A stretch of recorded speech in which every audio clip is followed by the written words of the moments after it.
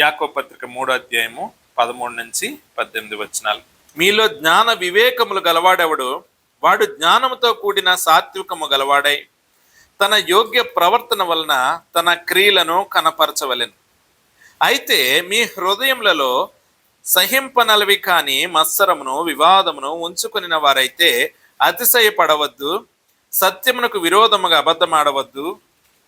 ఈ జ్ఞానము పైనుండి వచ్చినది కాక భూ సంబంధమైనదియు ప్రకృతి సంబంధమైనదియు దయ్యముల జ్ఞానము వంటిదియునై ఉన్నది. ఏలయనగా మత్సరమును వివాదమును ఎక్కడ ఉండునో అక్కడ అల్లరియు ప్రతి నీచ కార్యమును ఉండును. అయితే పైనుండి వచ్చు జ్ఞానము మొట్టమొదట పవిత్రమైనది, తరువాత సమాధానకరమైనది, మృదువైనది, సులభముగా లోబడినది, కనికరముతోనూ మంచి ఫలములతోనూ నిండుకొనినది, పక్షపాతమైనను వేషధారణ అయినను లేనిదియునై ఉన్నది. నీతి ఫలము సమాధానము చేయవారికి సమాధానమందు విత్తబడును. ప్రియమైన వారలారా, మరి ఇప్పుడు దేవుడు మనతో మాట్లాడుతున్న డిఫరెన్సెస్ చెప్తూ ఉన్నాడు. ప్రియమైన వారలారా, మరి 14వ వచనంలో చూడండి. అయితే మీ హృదయంలో సహింపనలవి కాని మత్సరమును వివాదమును ఉంచుకున్న వారైతే అతిశయపడవద్దు, సత్యమునకు విరుద్ధముగా అబద్ధమాడవద్దు.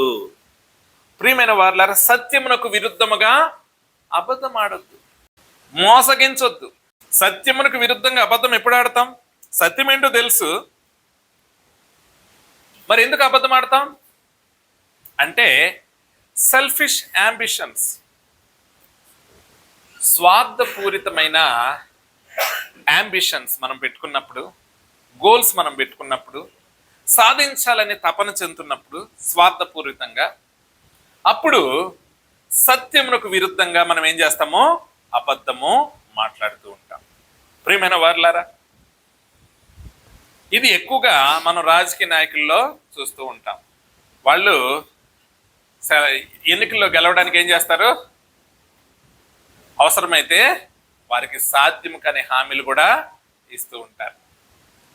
వారికి తెలుసు వారు అది చేయరని, అయినా సరే హామీలు ఇస్తుంటారు. అది అసాధ్యమని వారికి తెలుసు, కానీ గెలవడానికి ఏదో రకంగా మరి ప్రజలను మభ్య పెడుతూ ఉంటారు. ప్రియమైన వారలారా, కొన్ని మరి మనం ఆలోచించినప్పుడు హిట్లర్ అధికారంలోకి రావడానికి మైనార్టీగా ఉన్న యూదుల్ని టార్గెట్ చేసి, యూదుల వల్లనే దేశం నాశనం అయిపోతుంది కనుక యూదులు లేకుండా చెయ్యాలి, వారు మన యొక్క ఉద్యోగాలు దోసుకుంటున్నారు, వ్యాపారాలు దోసుకుంటున్నారు, మరి రకరకాల మాటలు చెప్తూ మెజారిటీ వర్గాన్ని తన వైపు తిప్పుకున్నప్పుడు ప్రజలందరూ ఎవరికి ఓటేశారు? ఎవరిని ఎన్నుకున్నారు? హిట్లర్ని ఎన్నుకున్నారు. హిట్లర్ చెబుతుందంతా అబద్ధమని హిట్లర్కి తెలుసు. ఎందుకీ హిట్లర్ జర్మనీ వాడు కూడా కాదు, ఆస్ట్రియా దేశం నుండి వచ్చినోడు, కానీ జర్మన్లా బిహేవ్ చేస్తూ మన జర్మన్స్ గొప్పోళ్ళు అంటూ, మనది ఆర్య సంతతి అంటూ, మరి ప్రతి జర్మన్ ప్రపంచాన్ని ఏలడానికే పుట్టాడని రకరకాల ప్రసంగాలు చేస్తూ వాళ్ళని ఉత్తేజపరుస్తూ అలాంటి రచనలు చేస్తూ ప్రజల్ని తన వైపు తిప్పుకున్నాడు, ప్రజలను మోసపరిచాడు. ప్రియమైన వారలారా, సెల్ఫిష్ యాంబిషన్స్ ఉన్నప్పుడే మోసగిస్తాం, సెల్ఫిష్ యాంబిషన్స్ ఉన్నప్పుడే సత్యమునకు విరుద్ధంగా అబద్ధమును పలుకుతాం. ప్రియమైన వారలారా, మరి దేవుడు అంటున్నాడు, సత్యమునకు విరోధముగా అబద్ధము ఆడవద్దు. ప్రియమైన వారలారా, సత్యమునకు విరోధముగా అబద్ధము ఆడవద్దు. నీకు తెలిసింది కూడా నువ్వు మార్పు చేసి చెప్తూ ఉన్నావంటే అర్థం ఏంటి? ప్రియమైన వారలారా, కొన్నిసార్లు అప్పుడు అలా జరిగిందంటే నువ్వు ఉన్నావంట కదా అంటే ఏం చెప్తాం? నేను చూడలేదండి, ఆ టైంలో అలా అటు చూడలేదండి, నేను ఇటు చూస్తున్నానండి, ఇక్కడ ఏం జరిగిందో నాకు తెలుసు. ఎందుకు? ఎవరికో నువ్వు వ్యతిరేకమైపోతావని ఏం చెప్తావు? చాలా తెలివిగా. అది సత్యము ఉన్నదొన్నట్టు మాట్లాడాలి, కానీ నువ్వేమనుకుంటావంటే నేను అబద్ధం ఆడలేదు కదా, ఏం చేశాను, నెమ్మదిగా అడు తిప్పుకున్నా అని నీకు నువ్వు సర్ది చెప్పుకుంటూ ఉంటావు. కానీ దేవుడు అంటున్నాడు, అది సత్యమునకు విరుద్ధముగా నువ్వు ప్రవర్తించడమే. ప్రియమైన వారలారా, ఈ జ్ఞానం ఎక్కడి నుండి వస్తుంది? లోక సంబంధమైన జ్ఞానం. ప్రకృతి సంబంధమైన జ్ఞానము, దయ్యముల జ్ఞానము. కొరింథీయులకు రాసిన మొదటి పత్రిక 4వ అధ్యాయము 5వ వచనం. కాబట్టి సమయం రాకమునుపు అనగా ప్రభువు వచ్చు వరకు దేనిని గూర్చి తీర్పు తీర్చుకుడి. ఆయన అంధకారమందలి రహస్యములను వెలుగులోనికి తెచ్చి హృదయములలోని ఆలోచనలను బయలుపరుచినప్పుడు ప్రతివానికిని తగిన మెప్పు దేవుని వలన కలుగును. ప్రియమైన వారలారా, ఇది పాజిటివ్ యాంగిల్తో చెప్తున్నాడు. ఏంటంటే, నిన్ను ఎవరేమనుకున్నా, నువ్వు సత్యంగా ఉన్నా, నీకు విరుద్ధంగా అబద్ధం ఆడినా ఒకానొక రోజు ఉంటది. ఆ రోజు అందరి ముందు నీ హృదయంలో ఉన్నదంతా బయలుపరుస్తాడు దేవుడు. అప్పుడు నీకు మెప్పు కలుగుతుంది. ప్రియమైన వారలారా, కొన్నిసార్లు కొంతమందికి మేలు చేయాలనుకుంటాం. అర్థమైందండి? మేలు చేయాలనుకుంటాం. వాళ్ళు ఏమంటారు? ఒకరికి చీకట్లో ఉన్నారు, ఇరుకు ఇబ్బందుల్లో ఉన్నారు, వారికి సువార్త చెప్తూ ఉన్నావు. వారికి నువ్వు సువార్త చెప్తూ ఉన్నప్పుడు వారు అంటారు, ఒకసారి నేను ఒకరికి సువార్త చెప్దామని ట్రై చేస్తుంటే ఇమీడియట్లీ వాళ్ళు ఒక మాట అన్నారు. ఏంటని తెలుసా? Why Kiran, why you people always try to convert others. అంటే మీరు ఎందుకు ఆల్వేస్ ఎప్పుడు ఇతరులు కన్వర్ట్ చేయాలని మీరు ప్రయత్నిస్తూ ఉంటారు అని నన్ను చాలా స్పష్టంగా బెంగళూరులోనే నేను జాబ్ చేస్తున్నప్పుడు నా కొలీగ్ ఒక ఆమె అడిగితే నేను అప్పుడు చెప్పాను, నీకు ఒక డాక్టర్ తెలిసాడనుకో, ఆ డాక్టర్ చాలా చక్కగా ట్రీట్మెంట్ ఇస్తాడని నీకు తెలుసు అనుకో, సమస్యతో వేరే వాళ్ళు బాధపడుతున్నారు అనుకో, అప్పుడు నువ్వు will you suggest that doctor? ఆ డాక్టర్ నువ్వు సజెస్ట్ చేస్తావు కదా, అక్కడికి వెళ్ళు, నీ వ్యాధి తగ్గుతుంది, అతను చాలా బాగా ట్రీట్ చేస్తాడని నువ్వు చెప్తావా అని అడిగాను. ఎస్ అంది, ఐ విల్ డూ అంది, నేను చేస్తాను. అప్పుడు నేను చెప్పాను, that's what we Christians do. మేము అదే చెప్తాం. వాళ్ళకి అనిపిస్తుంది వీళ్ళు మార్చేస్తారు, బ్రెయిన్ వాష్ చేసేస్తారు, వీళ్ళు వారిలోకి మార్చేసుకుంటారు. ప్రియమైన వారులారా, ఎవడు మార్చేసుకుంటాడు? ఇలాంటి ఆరోపణలు చేస్తున్నప్పుడు నువ్వు నీ యొక్క హృదయం వారికి తెలియకపోవచ్చు, నువ్వు చెప్పుకోలేకపోవచ్చు. ఒకనొక రోజు ఆయన న్యాయపీఠం ముందు మన హృదయాల్ని బయట పెడతాడు ఆయన. అప్పుడు నువ్వు మెప్పు పొందుకుంటావు. అప్పుడు అంటాడు, నిన్ను రక్షించడానికి, నిన్ను చీకట్లో ఉన్న నిన్ను, పాపములోను శాపములోని నలిగిపోతున్న నిన్ను, అశాంతితో నిండబడిన నిన్ను, మరి వారి యొక్క విధానంతో, వారికి తెలిసిన సత్యమును, నీ హృదయంలో శాంతి సమాధానం నింపబడాలన్న తపనతోటి వారు చెప్తూ ఉన్నప్పుడు నువ్వు వారిని అబద్ధం చేసుకున్నావు. ఇప్పుడు ఎవరి న్యాయపీఠం ముందు నించున్నావు నీకు తెలుసా? ప్రియమైన వారుల నీ హృదయంకి అప్పుడు మెప్పు ఖచ్చితంగా పొందుకుంటావు. దేవుడు అన్నాడు, నేనే మార్గము, నేనే సత్యము, నేనే జీవము. ఆ సత్యానికి ఎంత అబద్ధాలు పెయింట్ వేసినా కుదరదు. ప్రియమైన వారులారా, చాలా మంది యేసుక్రీస్తు మీద ఎన్నో ఆరోపణలు చేయాలన్న తపన చెందుతూ ఉంటారు. కానీ అలాంటి వారందరూ చరిత్రలో కలిసిపోయారు. వారి పేర్లు మరవబడ్డాయి. వారు అబద్ధికులుగాను, వారు మరి సత్యానికి విరుద్ధమైన వారుగాను, అవమానకరంగా వారు చరిత్రలో నిలిచిపోయారు.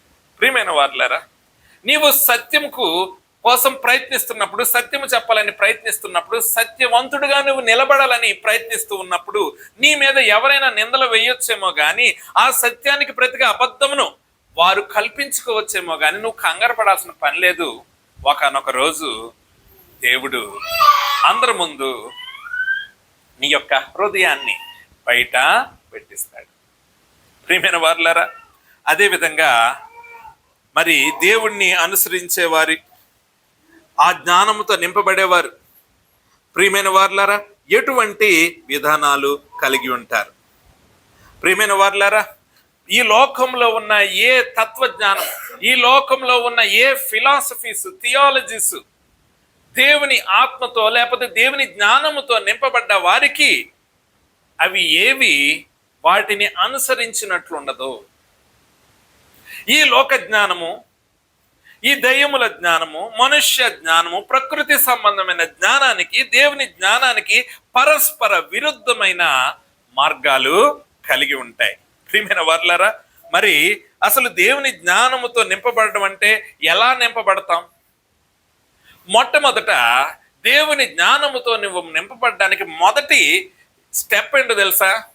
క్రీస్తును నువ్వు దేవునిగా అంగీకరించడంతోనే ఆ మొదటి స్టెప్ స్టార్ట్ అవుతుంది. ఏంటంట? క్రీస్తు మాత్రమే నిన్ను రక్షించగలవాడు, క్రీస్తు మాత్రమే రక్షకుడు, క్రీస్తు మాత్రమే దేవుడు అని నువ్వు ఎప్పుడైతే మనస్ఫూర్తిగా 100% అంగీకరించగలుగుతావో అప్పుడే దేవుని జ్ఞానం నీలో పని చేయడము ప్రారంభమవుతుంది. కొలసీలకు రాసిన పత్రిక 2వ అధ్యాయం 3వ వచనం. బుద్ధి జ్ఞానముల సర్వసంపదలు ఆయన యందే గుప్తములై ఉన్నవి. బుద్ధి జ్ఞానము సర్వ సంపదలు అన్ని ఎవరి యందు గుప్తములై ఉన్నవి? క్రీస్తు యందు, దేవుని యందు గుప్తములై ఉన్నవి. ఆయన తన్ను అడుగు వారికి కాదనకుండా ఆయన ఆ జ్ఞానాన్ని పంచిపెడుతూ ఉంటాడు. ప్రియమైన వారులారా, మరి అదే విధంగా చూస్తే ఒకసారి చూడండి, దేవుని యొక్క వాక్యము ద్వారా, ఆ వాక్యమును పాటించుట ద్వారా మనకి జ్ఞానము, దేవుని జ్ఞానమును మనం పొందుకుంటూ ఉంటాం. ద్వితీయోపదేశకాండం 4వ అధ్యాయం 5-6 వచనాలు. నా దేవుడైన యెహోవా నాకు ఆజ్ఞాపించినట్లు మీరు స్వాధీనపరుచుకొనబోవు దేశమును మీరు ఆచరింపవలసిన కట్టడలను విధులను మీకు నేర్పితిని. ఈ కట్టడలన్నిటినీ మీరు గైకొని అనుసరింపవలెను. వాటిని గూర్చి విను జనములు దృష్టికి అదే మీకు జ్ఞానము, అదే మీకు వివేకము. వారు చూచి నిశ్చయముగా ఈ గొప్ప జనము జ్ఞాన వివేచనలు గల జనమని చెప్పుకుందురు. దేవుడు అంటున్నాడు, నేను మీకేం చెప్పాను అది పాటించండి, నా వాక్యాన్ని పాటించండి, నేను చెప్పినట్లు జీవించండి. అప్పుడు మీరు దీవించబడ్డమే కాదు, మీ చుట్టుపక్కల ఉన్న ప్రజలందరూ ఏమంటారో తెలుసా? అబ్బా, ఈ జనాంగము నిజముగా జ్ఞాన వివేచనలు గల జనాంగము. వీరిలో ఏంటి ఎంత నీతిగా ఉంటారు, వీరేంటి ఎంత పద్ధతిగా ఉంటారు, నిజంగా వీరి ఆలోచనలన్నీ ఎందుకు అంత ఉన్నతంగా ఉంటాయి? ప్రియమైన వారులారా, ఏదో సాధించడానికి ఆ రోజుల్లో చుట్టుపక్కల జనాంగాలన్నీ ఏం చేసేవారు తెలుసా? వారి సొంత పిల్లలను బలిచ్చేసేవారు. వారు నిజంగా అది పొందుకునేవారు లేదో అది తర్వాత విషయం. కానీ దేవుడిచ్చిన ఆశీర్వాదాన్ని వారు ఏం చేసేవారు? నిర్మోహమాటంగా ఆయన రూపాన్ని వారు హత్యలు గావించేవారు. ప్రియమైన వారులారా, మరి అదే విధంగా శకునాలు చూస్తూ నిజముగా ఇశ్రాయేలులో శకునము లేదు.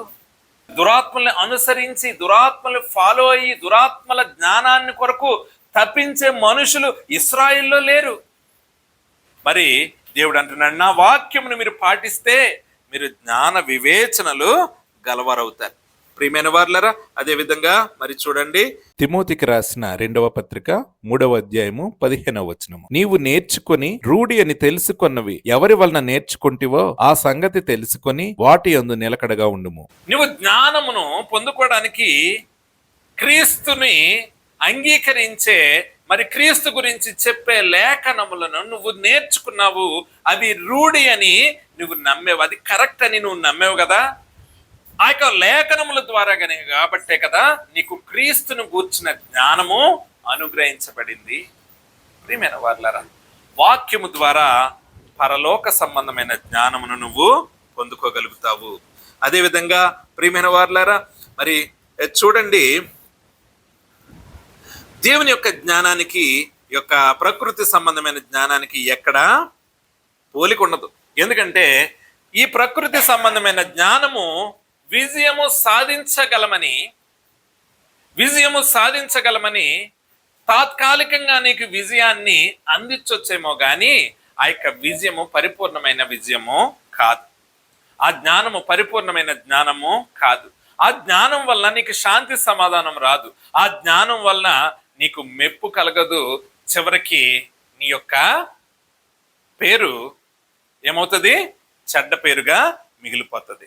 ప్రియమైన వారులారా, మరి దేవుడు అనుగ్రహించే జ్ఞానమును గురించి మనము చూద్దాము. యాకోబు పత్రిక 1వ అధ్యాయం 17వ వచనము. శ్రేష్టమైన ప్రతి ఈవ్యు, సంపూర్ణమైన ప్రతి వర్మను పరసంబంధమైనదై జ్యోతిర్మయుడగు తండ్రి యొద్ద నుండి వచ్చును. ఆయన యందు ఏ చంచలత్వమైనను గమనముల వలన కలుగు ఏ ఛాయ అయినను లేదు. శ్రేష్టమైన ప్రతి ఇవి, సంపూర్ణమైన ప్రతి వరము, పరసంబంధమైనది. నీకు దేవుడిచ్చు జ్ఞానము జ్యోతిర్మయుడుగు తండ్రి నుంచి వస్తుంది. అది చాలా శ్రేష్టమైనది, అది పవిత్రమైనది. శ్రేష్టమైనది, పవిత్రమైనది, పరిపూర్ణమైనది.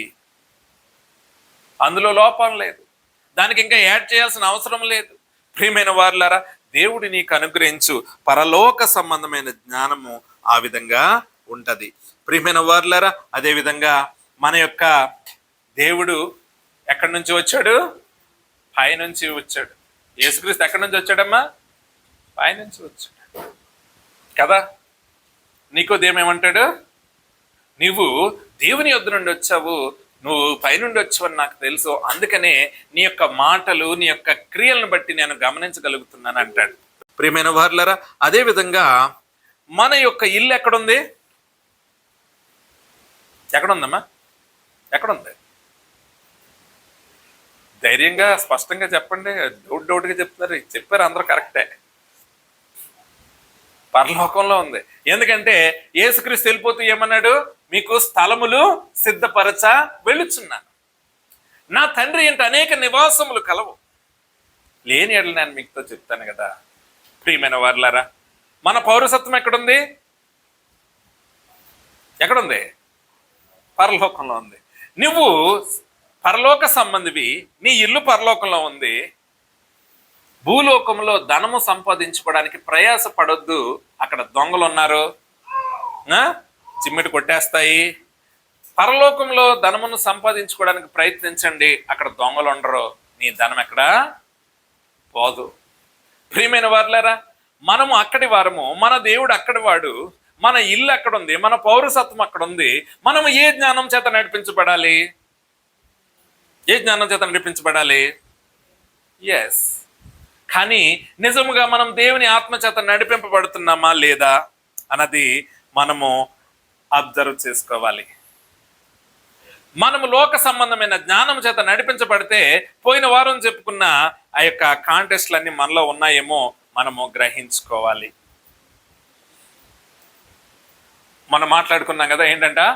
సీక్రెట్ ఎన్వి అంటే సీక్రెట్ జలస్.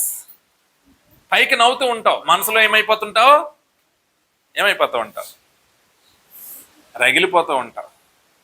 పైకి నవ్వుతూ అబ్బా నీ యొక్క ఆశీర్వాదం నాకు ఎంతో ఆనందాన్ని కలిగిస్తుంది అంటావు, పక్కకెళ్ళి తిడుతూ ఉంటావు. ప్రియమైన వారులారా, ఇవన్నీ కూడా లోక సంబంధమైన విధానాలే. ఒకవేళ అలాంటి నీలో ఉన్నాయేమో చూడు. డంబాలు ఎక్కువ చెప్పుకుంటున్నావేమో, అదేవిధంగా మరి కలహాలు ఎక్కువ పాల్గొంటున్నావేమో గొడవల్లో. ప్రియమైన వారులారా, అవన్నీ లోక సంబంధమైనవి. మరి దేవుని సంబంధమైన జ్ఞానంతో నింపబడిన వాడు ఎలా ఉంటాడు? ఒక్కసారి చూడండి, 13వ వచనము మూలవాక్యము. మీలో జ్ఞాన వివేకములు గలవాడెవడు? వాడు జ్ఞానముతో కూడిన సాత్వికము గలవాడై తన యోగ్య ప్రవర్తన వలన తన క్రియలను కనపరచును. సాత్వికము గలవాడై ఉంటాడు. సాత్వికం కలిగిన వాడు అంటే మీక్ పర్సన్, వాడు గురించి వాడు కనపరుచుకోడు. కానీ ఎవరి గురించి కనపరుస్తాడు? ఎవరి గురించి మాట్లాడతాడు? ఎవరి మహిమ గురించి మాట్లాడతాడు? దేవుని మహిమ గురించి మాట్లాడతాడు. Meekness is not weakness. అర్థమైందండి? అంటే మీక్గా ఉన్నాడంటే, సాత్వికంగా ఉన్నాడంటే వాడు బలహీనుడని అర్థం కాదు. మీక్నెస్ పర్సన్ ఏంటో తెలుసా? His power in his control.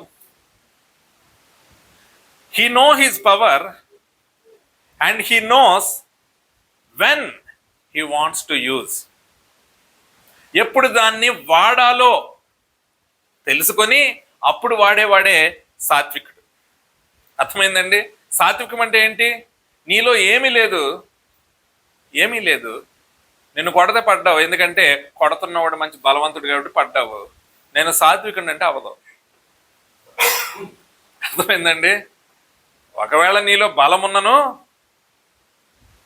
అర్థమైందండి, బలం ఉన్నను, నువ్వు ఆ పవర్ని ఎప్పుడు వాడాలో నీకు తెలుసు. ఆ పవర్ని ఎలా అదిమి పెట్టి ఉంచాలో నీకు తెలుసు. అప్పుడే నువ్వు సాత్వికుడు అవుతావు. అందుకనే భూమి మీద మిక్కిలి సాత్వికుడు ఎవరు అని దేవుని చేత మరి సాక్ష్యం పొందుకున్నవాడు ఎవరు? మోషే. ఎందుకు మిక్కిలి సాత్వికుడు? నీ మాటను అని వెళ్ళిపోయాడు. మోషే దేవునితో ముఖాముఖిగా మాట్లాడే ప్రవక్త, దేవుడికి చాలా ఇష్టమైన ప్రవక్త, చాలా ఇష్టం. ముఖాముఖిగా అలాగ మాట్లాడే ప్రవక్త మరలా పుట్టలేదంట, అంతకు ముందు కూడా లేడంట. ఎలాంటి ప్రవక్త అంటే ఆయనతో మాట్లాడొస్తే ఆయన ముఖమే వెలిగిపోయేది. అర్థమైందండి? ఆయన స్వరం ఇశ్రాయేలీలందరూ మాట్లాడలేక, బాబోయ్ మేము వినలేము దేవుని మాట, దేవుని స్వరం నువ్వు విని మాకు చెప్తే చాలు అని అంత మరి ఆయన స్వరం వినగలిగే, ఆయన మహిమను కూడా చూడాలని ఆశపడినంత ప్రవక్త మోషే. మోషే తిరుగుబాటు చేసినప్పుడు మోషే దేవుణ్ణి అడిగితే హాని వారికి తలపెట్టడా? ఎప్పుడైనా గమనించండి, దేవుని మీద తిరుగుబాటు చేసినప్పుడు, దేవుని మీద తిరుగుబాటు చేశారంటే దేవుని తిట్టడం చాలా తక్కువే. ఎవరి మీద తిరుగుబాటు చేసేవారు వీళ్ళు? మోషే మీద. మోషే మీద చేస్తే ఆటోమేటిక్ ఎవరి మీద చేసినట్టు? షకీనా మేఘం పైన ఉంది, ఆ మేఘం వెళ్తేనే వీళ్ళు క్యాంప్ లేపి ట్రావెల్ చేసేవారు. ఆ మేఘం ఎక్కడ ఆగితే అక్కడ గుడారం వేసేవారు, ప్రజలందరూ గుడారాలు వేసుకునేవారు. అక్కడ నీరు లేదనుకో, మోషే ఏంటంటే అర్థం ఏంటి? మోషే ఏమన్నా డైరెక్ట్ చేసాడా మేఘాన్ని? ఏంటి? ఏం కాదు కదా. ఆ మేఘం తీసుకెళ్తున్నాడు దేవుడు, అక్కడ ఉండాలనుకున్నాడు దేవుడు, అక్కడ ఆపాడు, అక్కడ క్యాంప్ పెట్టారు. ఓకే, నడిపించినోడు ఎవరు? దేవుడే కదా. వీళ్ళు ఎవరిని తిట్టేవారు అంటే ఇండైరెక్ట్ అనమాట, అది డైరెక్ట్ కాదు. దేవుడిని తిట్టగా ఎవరిని? మేమని దేవుడిని తిట్టామా? నిన్ను తిట్టాం, మా దేవుడు మంచోడే, కానీ నువ్వే, మా దేవుడు మంచోడే, నువ్వే. అక్కడ ఆపింది దేవుడు. అక్కడ నీళ్ళు లేకపోతే ప్రార్థించాలి, ప్రభువా నువ్వు ఏదో ఉద్దేశం లేని ఇక్కడ తీసుకురావు కదా, అక్కడ నీళ్ళు ఉన్నాయి లేదో నీకు తెలీదా, కానీ నువ్వు ఇక్కడ ఆపేవంటే సంథింగ్ ఈజ్ దేర్ అని విశ్వాసంతో ఉండాలి కదా. మోషేకి మరి అహరోనికి ఇలాంటి వాళ్ళకి ఉండేది, చాలా మందికి ఉండేది కాదు. అప్పుడు దేవుడు మన యొక్క ఇండైరెక్ట్ స్పీచ్ తో దేవుడిని తిడుతున్నాం కదా, అంటే మోషేని తిడితే దేవుడిని తిట్టినట్టే కదా. దేవుడు ఏమి డైరెక్ట్ గా చెప్పాడు, నా మీద తిరుగుబాటు చేస్తున్నారని అన్నాడు. నిన్నేగా తిడుతున్నారు, నాకు సంబంధం లేదని ఎక్కడైనా దేవుడు పక్కన కూర్చున్నాడా? లేదు. శిక్ష అనుభవిస్తున్నప్పుడు మరలా ఎవరు ప్రార్థన చేసేవారు? మోషే ప్రార్థన చేసేవాడు. శక్తి లేదా? పైనుండి అగ్ని దింపలేడా? ఏకంగా భూమి నెరవిడిచి కోరాహుని అతనితో సపోర్ట్ చేసేవా దాతాను ఇలాంటి వారిని అందరిని ఏం చేసిందంటే భూమి మింగేసిందంట ఆ గుడారాలతో పాటు. దేవుడికి అంత ఫేవర్గా ఉన్నప్పుడు ప్రభు వీళ్ళందరినీ తీసాడా? చెప్పండి అమ్మా, తీసాడా? తీస్తాడు. బట్ హీ నోస్, ఆయనకి తెలుసు మోషే మాటకు దేవుడు ఎదురు చెప్పడని తెలుసు. కానీ మోషే ఎప్పుడు తన పవర్ని వాడలేదు. అర్థమైందండి? తన పవర్ని వాడలేదు. ప్రియమైన వారులరా, అదే సాత్వికత. ఏమీ లేనప్పుడు మరి నెమ్మదిగా ఉండడం అందరికీ సాధ్యమే, అన్నీ కలిగి ఉన్నప్పుడు నెమ్మదిగా ఉండడమే కష్టం. ప్రియమైన వారులరా, కొన్ని మీకు తెలుసా, క్రైస్తవ సేవకులు సువార్త పరిచయకి వెళ్తున్నప్పుడు ఎదురు తిరుగుతారు, కొడతారు, చాలా ఇబ్బందులు పెడతారు కదా. వాళ్ళు అక్కడ మోకరించి ప్రార్థన చేస్తే ఆ ఉగ్రత వాళ్ళ మీద రాదనుకుంటున్నారా? ఖచ్చితంగా వస్తుంది. అక్కడ ఆకాశం నుండి అగ్ని వచ్చి దహించకపోవచ్చేమో కానీ వారు ప్రార్థించి కన్నీరు కారుస్తే వారి జీవితాలు అతలాకుతలమైపోతాయి కదా. ఖచ్చితంగా అవుతాయి. కానీ ఏ సేవకుడైనా అలా చేసినట్టు మనం చూస్తామా? కొన్ని సంవత్సరాల క్రితం నేను చూశాను, అది స్టేట్ మర్చిపోయాను, ఆ పిక్స్ కూడా వచ్చాయి. పాస్టర్ అమ్మ గారిని వాళ్ళ పిల్లల్ని బట్టలిప్పి కొడుతుంటే వాళ్ళిద్దరు ఇలా పట్టుకొని పిల్లోడిని అడ్డు పెట్టుకొని ఉన్నారు. చాలామంది చూసుంటారేమో, ఒక 10 సంవత్సరాల క్రితం వచ్చిన పిక్. అలాంటి కండిషన్స్లో కూడా సేవకుడు ఎప్పుడు మాట్లాడతారు. He knows. అంత ఊరేగిస్తూ కొడుతూ అంత అవమానిస్తున్నా నింద భరించడానికి సిద్ధపడ్డాడంటే సేవకుడు దేవుని శక్తి తెలీదా? తెలియకే గుడ్డిగా నమ్ముతున్నాడా? తెలియకే గుడ్డిగా ప్రకటన చేస్తున్నాడా దేవుని గురించి? నో. ప్రియమైన వారులారా, సాత్వికత అనగా అది దేవుని యొక్క ఆత్మ ఫలములో అదొక ఫలము. అది మనుషుల చేత సృష్టింపబడేది కాదు, తయారు చేయబడేది కాదు. నువ్వు దేవుని అనుసరించుట ద్వారానే నువ్వు ఫలించగలుగుతావు. సాత్వికత అనేది దేవునితో నువ్వు అనుసంధానం అయితేనే నీలో సాత్వికత వస్తుంది. ఆ సాత్వికత అనగా ప్రియమైన వారులారా, నీలో ఆ శక్తి ఉన్నను, ఆ శక్తిని నువ్వు అదుపులో పెట్టుకోవడం. అది ఎప్పుడు ఉపయోగించాలో అప్పుడు మాత్రమే ఉపయోగించాలి. ప్రియమైన వారులారా, కొన్నిసార్లు వేషధారణ సాత్వికత ఉంటుంది. వేషధారణ సాత్వికత ఇందాక మనం చదువుకున్న దాంట్లో ప్రియమైన వారులారా, ఈ సాత్వికత ఎప్పుడు బయటపడుతుంది? ఈ యొక్క వచనంలో మరి చూస్తే 13వ వచనంలో, తన యోగ్య ప్రవర్తన వలన తన క్రియలను కనపరచవలెను. ఈ సాత్వికత కాన్వర్జేషన్ జరుగుతున్నప్పుడు, ఇద్దరు మాట్లాడుకుంటున్నప్పుడు అది బయటకు వస్తుంది. అంతేకాదు, అది ప్రవర్తనలో ఏమవుతుంది? ప్రవర్తనలో బయటకు వస్తుంది. నీ మాట ఒకటి, నీ ప్రవర్తన ఒకటైతే, మాట ఒకటి, నీ ప్రవర్తన ఒకటైతే. చాలాసార్లు ఈ యొక్క కార్పొరేట్ ఆఫీసులో జరుగుతూ ఉంటుంది ఏంటంటే, జీతాలు పెంచినప్పుడు మళ్ళీ హెచ్ఆర్ వచ్చి అంటాడు, ఐ నో యువర్ ఎబిలిటీ, కానీ నేను అందరికీ చేయలేను కదా అంటాడు. అర్థమైందా? స్పష్టంగా నీకన్నా అడిగి బెస్ట్ కాబట్టి అడిగి చేశాను, నువ్వు బాగా కష్టపడు, నీకు చేస్తాం. నెక్స్ట్ ఇయర్ కంపెనీ కష్టపడే వాళ్ళకి ఎప్పుడు అన్యాయం చేయదు అని ఎంతమంది హెచ్ఆర్లు చెప్తారా? నో నో నో, నాకు పరిధి ఇంతే, నెక్స్ట్ టైం నిన్ను చూస్తాను, ఈసారికి వాడికి చేశాను, నెక్స్ట్ టైం నీకు ఖచ్చితంగా మెయిల్ చేస్తామంటారు. ఐ నో యువర్ ఎబిలిటీ అంటారు, నువ్వు హార్డ్ వర్కర్ అని మాకు తెలుసు అంటారు. అన్నీ ఎస్, నువ్వు గ్రేట్, నువ్వు చాలా మంచోడు, నువ్వు గొప్పడివి అన్నీ చెప్తారు. కానీ జీతం మాత్రం పెంచినప్పుడు పాముతారు, అలాగా పాముతారు. అంతేగాని స్ట్రైట్గా చెప్తారా?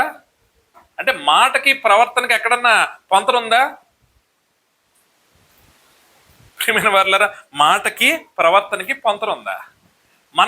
మనం కూడా కొంతమందిని గమనిస్తూ ఉంటాం, మన దగ్గర చాలా నెమ్మదిగా మాట్లాడతారు, కానీ సిచ్యువేషన్ వచ్చినప్పుడు బయటకు వస్తారు. ఎవరో అసలైన సాత్వికతో ఏంటో బయటకు వచ్చేస్తుంది. ప్రియమైన వారులారా, అవసరాలు తీరే వరకు ఏమంటారు?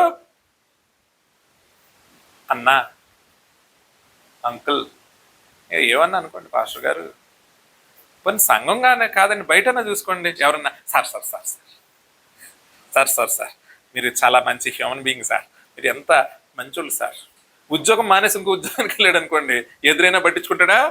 పట్టించుకోడు. నీకు నిజంగా అతలో మానవత్వం కనబడి ఒక మంచి హ్యూమన్ బీయింగ్ అని మనస్ఫూర్తిగా చెప్తే నీ మాటే కదా, నీ ప్రవర్తన కూడా అప్పుడు కూడా అదే గౌరవము ఇస్తావు. కొంతమంది ఏంటి, ఫేవర్ పొందుకోవడానికి మాట్లాడుతూ ఉంటారు, కానీ ప్రవర్తన అలా ఉండదు. ప్రియమైన వారులారా, నిజమైన సాత్వికత కలిగిన వాడు ప్రవర్తన మాటలో మాత్రమే కాదు, ప్రవర్తనలో కూడా మరి అది కనబడుతూ ఉంటది.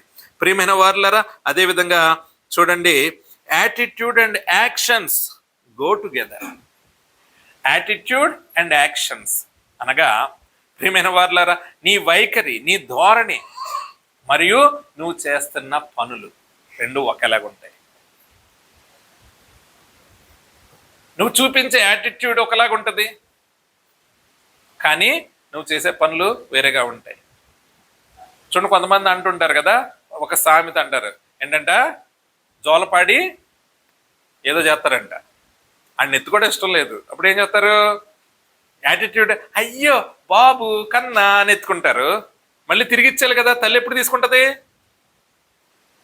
ఏడుతూ. మరి ఏడ్చేది ఎలా కనబడకూడదు కదా, అప్పుడు ఏం చేయాలి? కింద నుంచి లటక్కనికి వెళ్ళాలి. ఇది క్రైస్తవుల లక్షణం కాదు. Attitude and actions go together, రెండు కంబైన్డ్గానే ఉండాలి. అర్థమైందండి? నీకు సమయం లేదు, ఓకే తర్వాత ఎత్తుకుంటాను బాయ్ అనుకుంటే వెళ్ళిపోవచ్చు కదా. ప్రియమైన వారులారా, నిజమైన క్రైస్తవులు attitude and actions go together, రెండు కలిసే వెళ్తాయి. అర్థమైందండి? కొన్ని నటన కలిగించే సాత్వికత ఉంటుంది చూడండి, అది ఎక్కడి నుండి వస్తుంది? ఎక్కడి నుండి వస్తుంది? ఎక్కడి నుండి వస్తుందమ్మా? మీకు ఒకసారి చెప్పాను, అనుకరణ ఎక్కడి నుండి వస్తుంది అంటే సాతాన్ నుంచి వస్తుంది. ఎక్కడి నుండి వస్తుంది?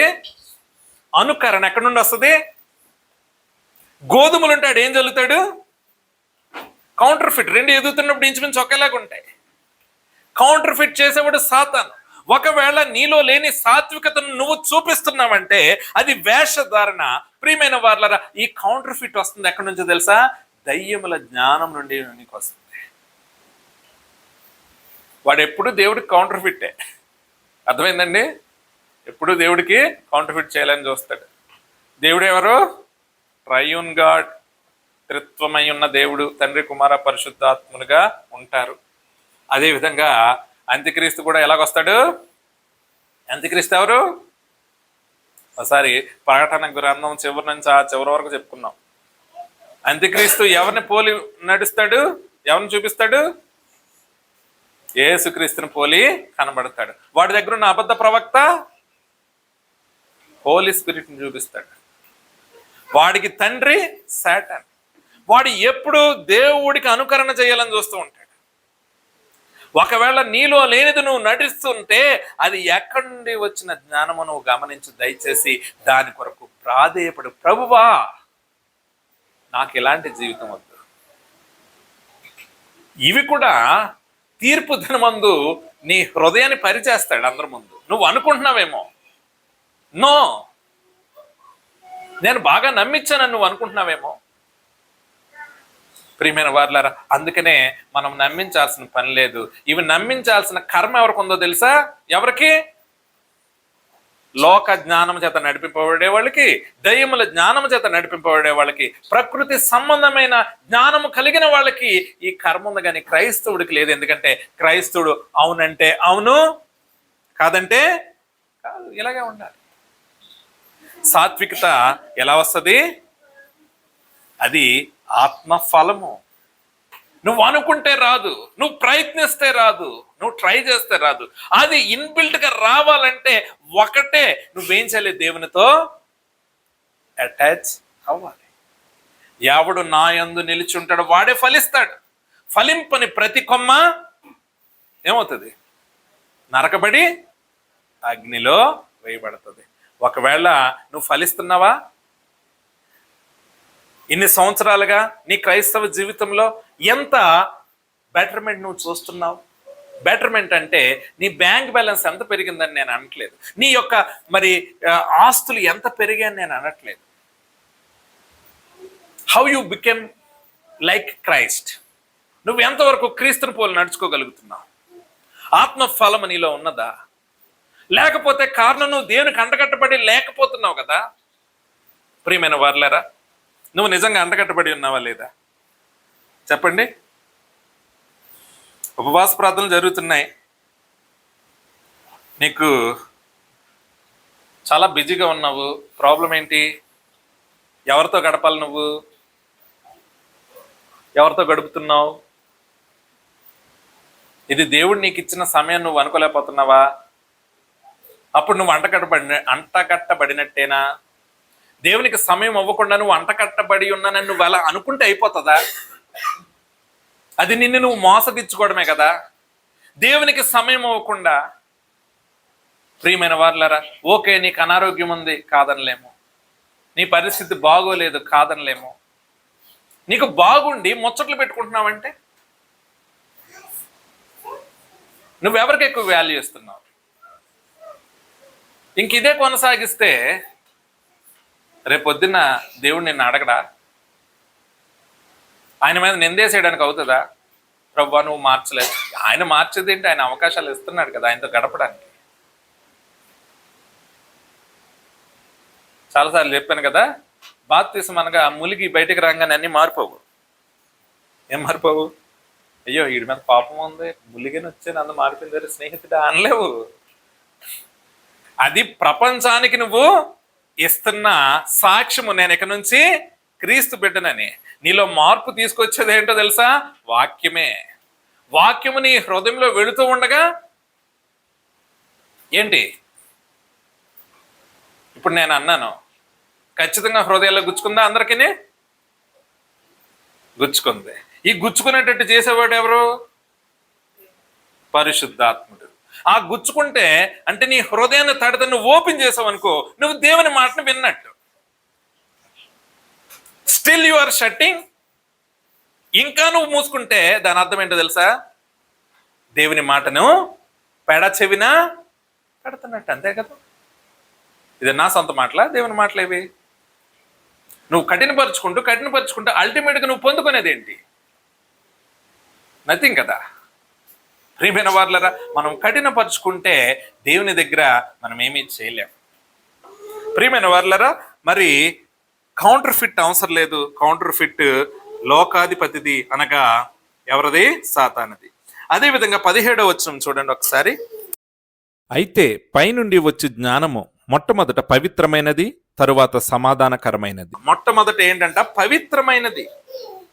దేవుడు ఏమంటున్నాడండి? I am holy, you should be holy. నేను పరిశుద్ధుడినై ఉన్న ప్రకారం మీరును. తెలుసా ఆ మాట? సింపుల్గా ఏం చెప్పుకుంటాం తెలుసా? మభ్య పెట్టుకుంటాం తెలుసా? ఆయన దేవుడండి, ఆయన పరిశుద్ధత మనకు ఎలాగ వస్తుందండి?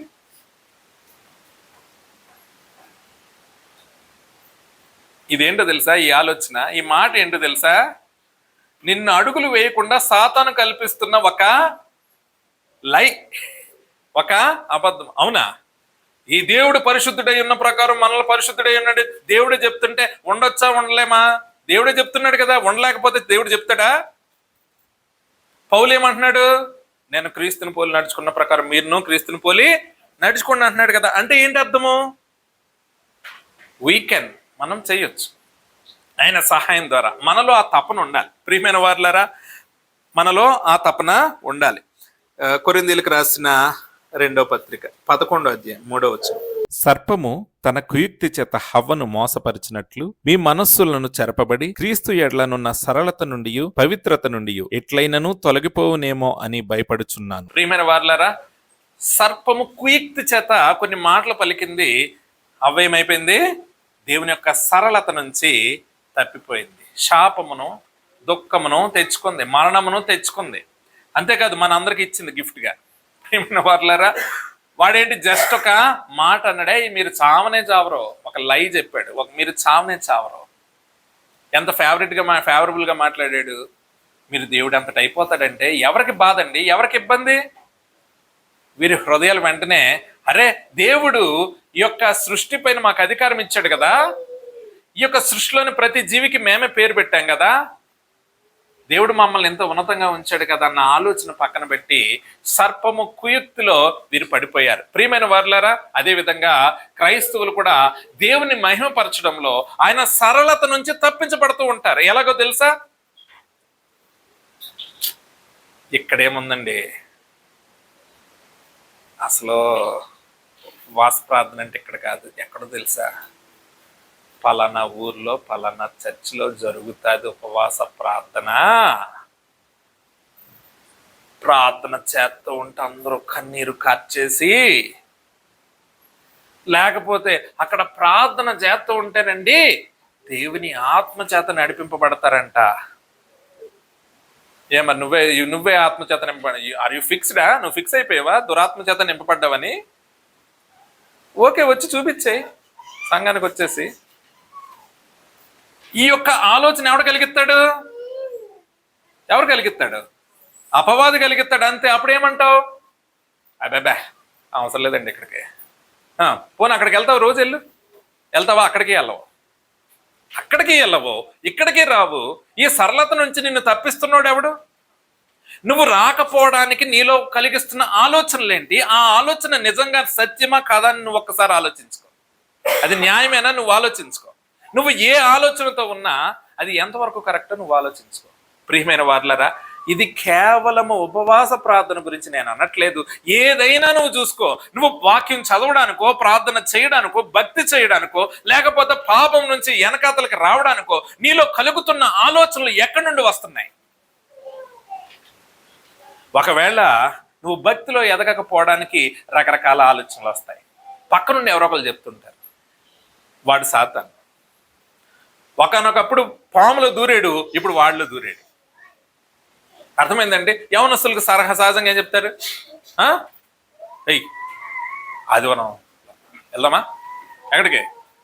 పలానా చోటుకి. వాటర్ ఫాల్స్ మన దేశంలోనే పెద్దది, మేము ఆదివారం వెళ్తాం, నువ్వు వస్తావా? ఫ్రీయే, బండి అడిగి ఖాళీగా ఉంది. It's a trap. నువ్వు ఎక్కడ నడవాలి? వాడేమనుకుంటాడు తెలుసా? సంవత్సరానికి 52 ఆదివారాలు, ఒక ఆదివారం తప్పితే అంటే 51 ఆదివారాలు నువ్వు వెళ్తావు కదా. వాడి లాజిక్ అది న్యాయంగానే కనబడుతుంది ప్రియమైన వారులారా. కానీ అది నీకు తెలియాలి, అది సాతాను ట్రాపా లేకపోతే నిజంగా సాతాను నిన్ను ప్రేమించి చెప్తున్నాడు. వాడు ప్రేమిస్తే నీకేంటో తెలుసా ఏమవుతుంది? సాతాను మనల్ని ప్రేమిస్తే నాశనమే. వాడు ఎవరిని ప్రేమించడం. మనం అనుకుంటాము, అబ్బా పాపంలో పడిపోతున్న వాడు ఎవరినైనానండి, అది ఏ పాపమైనా చూడండి, అల్టిమేట్ గా పొందుకునేది ఏముంటుందో చూడండి. పాపంలో నింపబడిన వాళ్ళు మీరు గమనించండి, పోలీసుల చేత ఎన్కౌంటర్ అయిపోవడమో, పాపం చేత నింపబడిన వాళ్ళు ఆత్మహత్యలు చేసుకోవడమో, శాంతి సమాధానం లేక బిక్క చచ్చి చనిపోవడమో, నిరుత్సాహంతో చనిపోవడమో, ఇవి ఉంటాయి. దేవుణ్ణి అనుసరించిన వాడు ఎలా చనిపోతాడు తెలుసా? మీరు ఎప్పుడైనా యూట్యూబ్లో కొట్టండి, నబిల్ ఖురేషి ఫైనల్ వర్డ్స్ అని. స్టమక్ క్యాన్సర్ వచ్చి ఇంకా డాక్టర్స్ చెప్పారు ఇన్ని నిమిషాలే బ్రతుకుతావని. అప్పుడు వీడియో చేసాడు ధైర్యముతో, ఆ బాధను అనుభవిస్తూ. ఏమంటున్నాడు తెలుసా? నా ప్రియ ముస్లిం సహోదరులారా, నేను అన్న మాటలు మీరు బాధపడితే బాధపడొచ్చేమో, కానీ మిమ్మల్ని ప్రేమతోనే నేను అవన్నీ చెప్పాను. మీ హృదయంలో మార్పు వస్తుందని. ఇదిగో నేను ఇప్పుడు నా రాజు దగ్గరికి వెళ్ళిపోతున్నాను, నా దేవుని దగ్గరికి వెళ్ళిపోతున్నాను. నాకు ఆ నిశ్చిత ఉంది, నీకుందా నిశ్చిత? ఒకసారి ఆలోచించు. నా మాటల ద్వారా నువ్వు హర్ట్ అయ్యావేమో, నిన్ను ద్వేషించనని నువ్వు అనుకుంటున్నావు, కానీ నాది ప్రేమే అని చెప్పాడు. అని చెప్పి కొన్ని క్షణాలకి తన ప్రాణాన్ని వదిలేశాడు, దేవుని రాజ్యంలోకి వెళ్ళిపోయాడు. క్రైస్తవుడు అలా చనిపోతాడు. యెహోషువని చూడండి, మోషేని చూడండి, దావీదును చూడండి, వారు చనిపోయి అయిపోయి చచ్చిపోతున్నానని ఎవడు భయపడలేదు. యేసుక్రీస్తు 12 మంది శిష్యుల్ని చూడండి, పౌలుని చూడండి, బంధింపబడతావని తెలిసిన ధైర్యంగా వెళ్ళాడు. అది క్రైస్తవునుకున్న నిశ్చయత. పాపంలో పడినోడు ఎవడు అంత ధైర్యంగా వెళ్ళాడు. ప్రియమైన వారులారా, వారు భయపడుతూనే చింతాక్రాంతులై వెళ్తూ ఉంటారు. మీరు అనుకోవచ్చు, ఏ ఊరేసుకుంటున్నాడు ధైర్యంగానే వెళ్తున్నాడు ఇక్కడ, సూసైడ్. వాడు పారిపోతున్నాడు. జీవితాన్ని నడిపించుకోలేక పారిపోతున్నాడు, బ్రతకడానికి భయపడి పారిపోతున్నాడు. ప్రియమైన వారులారా, సాతాను నిన్ను అల్టిమేట్గా చేసేది అదే. ప్రియమైన వారులారా, ఒక గేమ్ వచ్చింది ఒకసారి, ఆ గేమ్ పేరు మర్చిపోయాను. అది ఒక 10 years బ్యాక్ గేమ్. వాడు టాస్క్లు ఇస్తూ ఉంటాడు. ఫస్ట్ ఏమంటాడు, ఏవో గేమ్ పెడతాడు, ఈరోజు నువ్వు అర్ధరాత్రి 12 గంటలకు లెగిసి మేడ మీద ఎక్కి కిందకి రావాలంటాడు. లేకపోతే వెళ్ళి ఆ యొక్క మూన్ని ఫోటో తీసి అప్లోడ్ చేయాలంటాడు గేమ్లో. ఫస్ట్ ఇవన్నీ బాగానే ఉంటాయి. నీ సిబ్లింగ్ ఉంటే ఎవరన్నా వాడిని వెళ్ళి కొట్టేసి పడుకోవాలంటాడు. ఆడి ఆడి ఆడి లాస్ట్లో ఏం చెప్తాడు తెలుసా? నువ్వు ఇన్ని చేయలేకపోతున్నావు కాబట్టి నువ్వు బ్రతకడం వేస్ట్, నీకు నువ్వు పొడి చేసుకో అంటాడు. లేకపోతే నీ బిల్డింగ్ ఎక్కేసి దూకే అంటాడు. దూకేశారు, చచ్చిపోయారు. చాలా దేశాలు యాప్ని బ్యాన్ చేసి. సాతాన్ ట్రాప్స్ అలా ఉంటాయి. వాడు ఆడి ఆడి ఆడి అందులో ఇన్వాల్వ్ అయిపోతాడు. నిజంగా పబ్జీలో కూడా ఇలాంటిదే ఒకటి ఎవడైనా పెట్టాడు అనుకోండి, 1000 మంది కుర్రోళ్ళు చచ్చిపోతారు. ఎందుకంటే దానిలో అంతగా ఇన్వాల్వ్ అయిపోతున్న వాళ్ళు ఉన్నారు. స్పృహను కోల్పోయి, చదువు మీద లేదు, కుటుంబం తల్లిదండ్రులు పెట్టుకుంటున్న ఆశల గురించి, వాళ్ళ యొక్క ఆకాంక్షల గురించి వీళ్ళకి అసలు పట్టదు. డబ్బు ఎంత ఖర్చు పెడుతున్నారో తెలియదు, వీరు కళ్ళు ఏమైపోతున్నాయో, ఆరోగ్యం ఏమైపోతుందో తెలియదు, వీరి చదువు ఏమైపోతుందో తెలియదు. కానీ అన్ని నష్టాలకు కూడా వాళ్ళు గుడ్డిగా వెళ్ళిపోతూ ఉంటారు. ప్రియమైన వారులారా, మరొకసారి చూడండి, యాకోబు పత్రిక 4:4 వ్యభిచారిణులారా, ఈ లోక స్నేహము దేవునితో వైరమని మీరెరుగరా? కాబట్టి ఎవడు ఈ లోకముతో స్నేహము చేయగోరునో వాడు దేవునికి శత్రువగును. దేవునికి శత్రువగును. నీ స్నేహితులు ఎవరో? నీ స్నేహితులు ఎవరో? నీ స్నేహితులు ఎవరో? నువ్వు గృహప్రవేశం చేసుకుంటావు, నీ స్నేహితులు ఎవరో? ఎవరిని అడుగుతున్నావు? చెప్పండి అమ్మా. ఇల్లు మారుతున్నావు, నీ స్నేహితులు ఎవరో? ఎవరిని అడుగుతున్నావు? అర్థమై ఉంటుంది నా ఆలోచన. నేను ఎందుకు ఇవన్నీ అడుగుతున్నాను మీకు అర్థమైందా? పెళ్లి చేయాలి, ఏ డేట్ మంచిదని ఎవరి దగ్గర చూస్తున్నావు? ఏ క్యాలెండర్ చూస్తున్నావు? నీ స్నేహం ఎవరితోటి?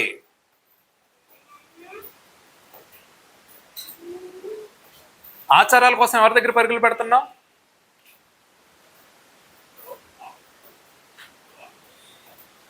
ప్రియమైన వారులారా, ఒకసారి బైబిల్లో ఎహెచ్కేల్లో ఉంటుంది, ఇద్దరు గురించి రాస్తాడు. వాళ్ళిద్దరిని అంటాడు, మిమ్మల్ని నేను పెళ్లి చేసుకోవాలనుకుని మిమ్మల్ని పెంచాను, మీరు పుట్టినప్పుడు మీ రక్తపు మరకలు అలాగే ఉన్నాయి, అవి నేను తుడిచాను, మీకు వస్త్రాలు అలంకరింపజేశాను, నువ్వు సౌందర్యవతి అయ్యావు, నిన్ను నేను పోషించాను, నువ్వు సౌందర్యవతి అయ్యావు. కానీ నీకు ఇప్పుడు వయసు వచ్చింది, నువ్వు అటు ఇటు వెళ్ళే వారితో మోహపు చూపు చూస్తున్నావు, నువ్వు వ్యభిచారి అయ్యావు. ఆ ఇద్దరు ఎవరు? ఒకటెవరు? యెరూషలేము, ఇంకొకటి సమరయ. రెండు పట్టణాల గురించి చేస్తున్నారు. ఏంటి పట్టణాలు వ్యభిచారం చేయడం ఏంటి? పట్టణాలు వ్యభిచారం చేయడం కాదు, పట్టణ ప్రజలు వ్యభిచారం చేయడం కాదు. వాళ్ళ వ్యభిచారం ఏంటంటే క్రీస్తుని విడిచిపెట్టి ఎటువైపు చూశారు? లోకం వైపు చూశారు. పచ్చని ప్రతి చెట్టు కింద వాళ్ళు వ్యభిచారం చేశారు అంటాడు. అంటే ఏంటి? పచ్చని ప్రతి చెట్టు కింద వాళ్ళు ఏం చేశారు? అన్య దేవతల్ని ఆరాధించారు. అది దేవుని దృష్టిలో ఏంటో తెలుసా? వ్యభిచారము. సంతానం కొరకు మెలకు లాంటి దేవతలను పూజించారు. ఏ దేవుడు ఒకడా? హన్నాకు అవ్వలేదా? వాళ్ళకి తెలీదా? సమూయేలు ఎలా పుట్టాడో వాళ్ళకి తెలీదా? అంతెందుకు అబ్రహాముకి ఎలా పుట్టాడో తెలీదా వాళ్ళకి? ఇస్సాకుకి ఎలా పుట్టాడో తెలీదా? ఇవన్నీ తెలిసిన ఇశ్రాయేలీలు వేరే వేరే కెమోష్ అనే దేవతను, మెలక్ అనే దేవత, ఇలాంటి దేవతలన్నింటిని పూజిస్తూ దేవునికి కోపం పుట్టించారు. వాళ్ళెవరో సంతానాన్ని కలిగించే బయలుదేవతల్ని, పంటలు పండించే దేవతల్ని, యుద్ధాల్లో గెలిపించే దేవతల్ని వాళ్ళు పూజించారు. అర్థమైందండి?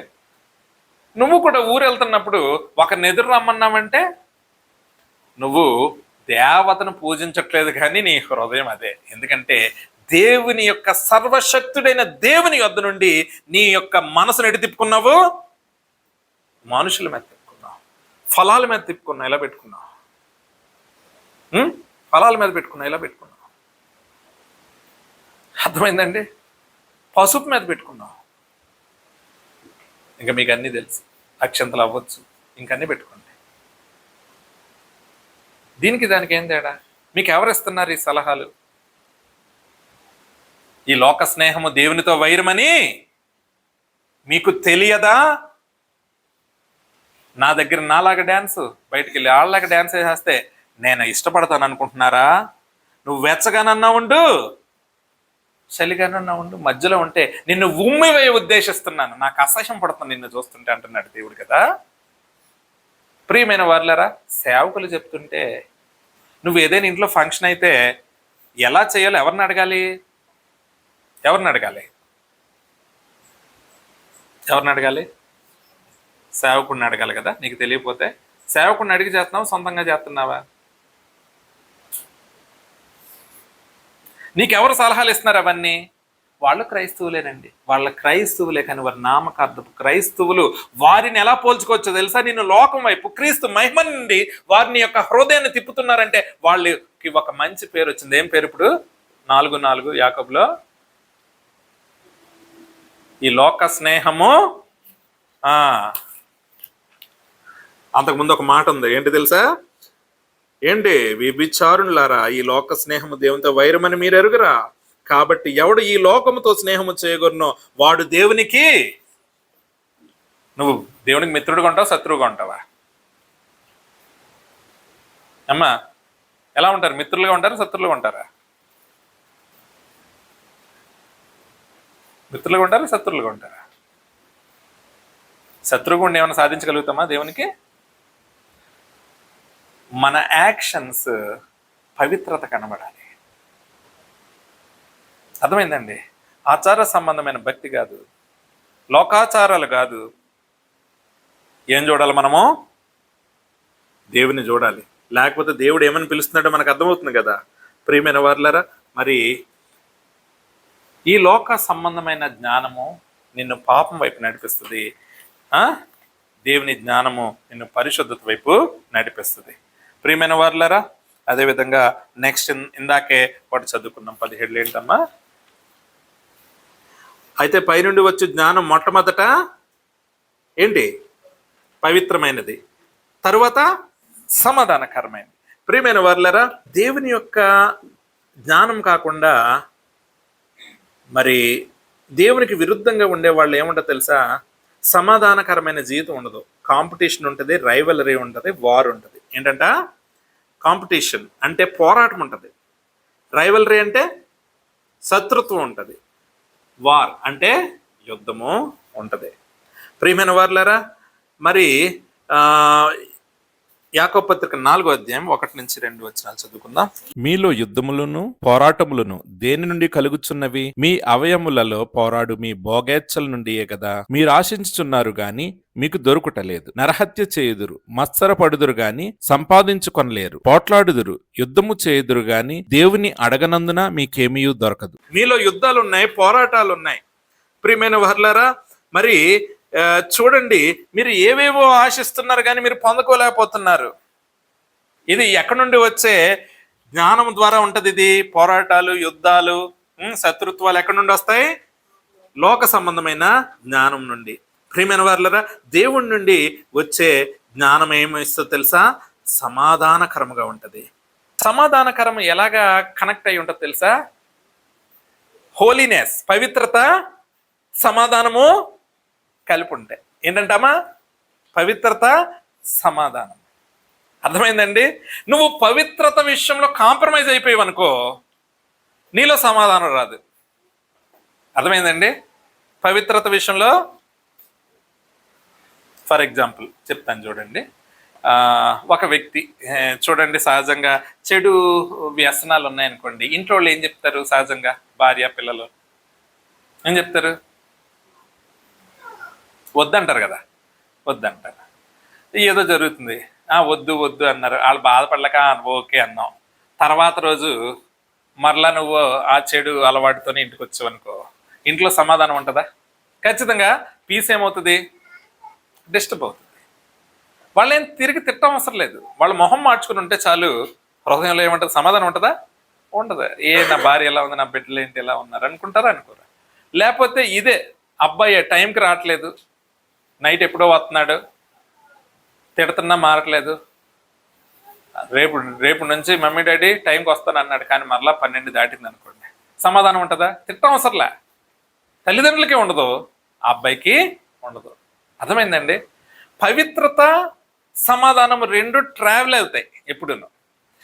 నేను పవిత్రతలో కాంప్రమైజ్ అవుతానులే, పర్వాలేదు కొంచెమే కదా, కానీ నాకు పీస్ ఉంటుందంటే రాదు. అర్థమైందండి? రాదు. అదేవిధంగా చర్చిలో కూడా సమాధానం కావాలంటే చర్చిలో కూడా పవిత్రత ఉండాలి. చర్చిలో పవిత్రత అంటే గోడలని కాదు, చర్చ్ సంఘ సభ్యులు. అర్థమైందండి? చాలా వరకు చర్చెస్లో సమాధానం ఉండదు, కానీ ప్రాబ్లం ఏంటో తెలుసా? పవిత్రతను ఏం చేస్తారంటే వాళ్ళు హైడ్ చేస్తారు. ఏం చేస్తారు? చూసి చూడనట్టు. చాలా మంది సేవకులు ఏం చేస్తారు? చూసి చూడనట్టు వదిలేస్తారు.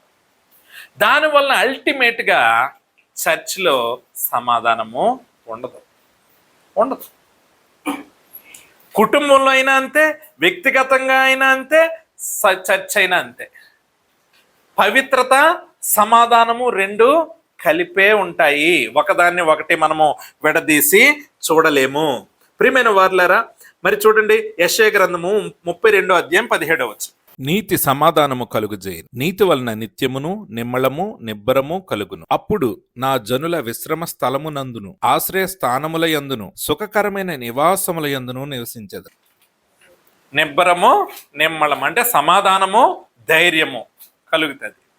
నువ్వు ఇప్పుడు చూసు, నీతిగా ఉంటే ఏముంటది నీలో? నిబ్బరత, సరళత, అంటే సమాధానం ఉంటుంది.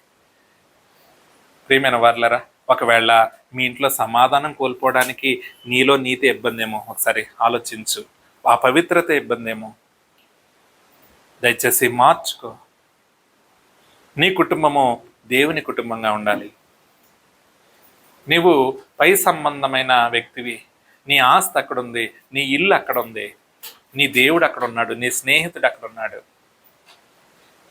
అక్కడ శాంతి సమాధానకరమైన జీవితం ఇవ్వడానికి దేవుడు తన స్వరక్తం ఇచ్చి నిన్ను సంపాదించుకున్నాడు. తన స్వకీయ సంపాద్యముగా నిన్ను స్వీకరించాడు. ఒకవేళ మనము దాన్ని సీరియస్గా తీసుకోకపోతే మనం ఉండే ప్లేస్లో ఏడ్పును, ఇంకేముంటది, పండ్లు కొరుకుటయు ఉంటుంది. ప్రియమైన వారులారా, దేవుని గ్రంథంలో ఉంటుంది, ప్రభువా నీ నామంలో దెయ్యాలను వెళ్ళగొట్టలేదా, ప్రభువా నేను అద్భుతాలు చేయలేదా అంటే దేవుడు ఏమంటాడంట, అక్రమం చేయవారులారా నా యొద్ద నుండి తొలగిపోండి. శిష్యులు వచ్చి యేసుక్రీస్తు దగ్గర చెప్పారు, ప్రభు నీ నామంలో దయ్యాలు వెళ్ళిపోయాయి తెలుసా, యేసు నామంలో అంటే దయ్యం వెళ్ళిపోయింది తెలుసా అంటే యేసుక్రీస్తు ఏమన్నాడు, దయ్యాలు వెళ్ళాయని ఆనందించకండి, పరలోకమందు జీవ గ్రంథంలో మీ పేర్లు రాయబడ్డాయని ఆనందించండి. మన పేర్లు ఎక్కడ రాయబడాలి? దేవుని జీవ గ్రంథంలో, ఆ రిజిస్టర్లో ఎక్కాలి. కనుక ప్రియమైన వారులారా, మరి దేవుడిచ్చే జ్ఞానము మనలో మొట్టమొదట ఏంటంట, సాత్వికతను కలిగిస్తుంది. అర్థమైందండి? సాత్వికతను కలిగిస్తుంది. రెండోది ఏంటి? పవిత్రత. మూడోది సమాధానం. ఒకవేళ ఇవి లేదనుకోండి, మనం ఏం చేయాలి? దేవునికి అంటగట్టబడి లేమని గ్రహించుకోవాలి. తద్వారా దేవునికి ప్రార్థించాలి, ఆయనకి సమయం అవ్వాలి, ఆయనతో గడపాలి, వ్యక్తిగతంగా గడపాలి. కుటుంబ ప్రార్థనలు చేసేసి మేము బాగానే దేవునితో గడిపేసాం కుటుంబం అంతా, అది ఓకే, మంచిదే, కుటుంబ ప్రార్థన నేను వ్యతిరేకించట్లేదు. కానీ వ్యక్తిగతంగా కూడా నువ్వు దేవునితో గడపకపోతే నీలో మార్పు వస్తుందా? రాదు. వ్యక్తిగతంగా గడపాలి. ఇంకొకటి ప్రియమైన వారులారా, కొన్నిసార్లు కఠినమైన నిర్ణయాలు తీసుకోవాలి. భక్తికి ఆటంకంగా ఉన్న వాటి విషయంలో ఏం చేయాలట? కఠినమైన నిర్ణయాలు తీసుకోవాలి. చాలాసార్లు మనమేమో ఆయన తీసేస్తాడులే, ఆయన తీసేస్తాడు, కొన్నిసార్లు తీస్తాడు, కొన్నిసార్లు మనమే తీసుకోవాల్సి ఉంటుంది. ప్రియమైన వారులారా, మరి దేవుని బిడ్డలుగా దేవుడు మనతో మాట్లాడుతున్న ఈ మాటలను మనము జాగ్రత్తగా మన హృదయాల్లో తీసుకుందాం. దేవుడు ఈ వాక్యంను మనందరి హృదయాలు నూరంతలుగా ఫలింపచేయను గాక. ఆమేన్.